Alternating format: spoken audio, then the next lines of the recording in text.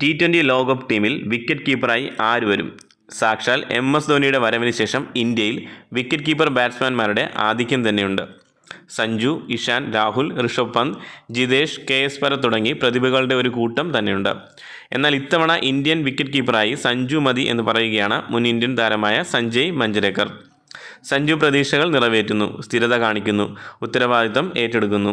അദ്ദേഹം അങ്ങനെ അടിച്ചു തകർക്കുന്നത് കാണാൻ തന്നെ നല്ല രസമാണ്. അതിനാൽ തന്നെ ഇന്ത്യയ്ക്ക് T20 ലോകകപ്പിൽ ആവശ്യം സഞ്ജുവിനെ പോലൊരു കളിക്കാരൻ തന്നെയാണ് എന്ന് മഞ്ജരേക്കർ പറയുന്നു. ഇനി രാജസ്ഥാൻ റോയൽസിനെ പറ്റിയും സഞ്ജുവിനെ പറ്റിയും സാക്ഷാൽ മിസ്റ്റർ 360 AB ഡിവിലിയേഴ്സ് പറഞ്ഞ വാക്കുകളിലേക്ക്. അദ്ദേഹം തൻ്റെ സ്വന്തം YouTube ചാനലിലാണ് ഈ പ്രസ്താവന നടത്തിയത്.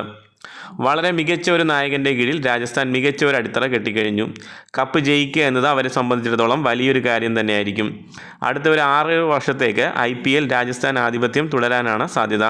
കാരണം കരുത്തനായ നായകനും പരിചയസമ്പത്തും യുവത്വവും നിറഞ്ഞ ടീമും ഉള്ളപ്പോൾ രാജസ്ഥാൻ വരും വർഷങ്ങളിലും കുതിപ്പ് തുടരും. അതേസമയം തുടക്കത്തിൽ പോയിന്റ് ടേബിളിൻ്റെ ടോപ്പിലെത്തിയ രാജസ്ഥാൻ ടൂർണമെൻറ്റ് പാതി പിന്നിടുമ്പോഴും 1ാം സ്ഥാനത്ത് തുടരുകയാണ്.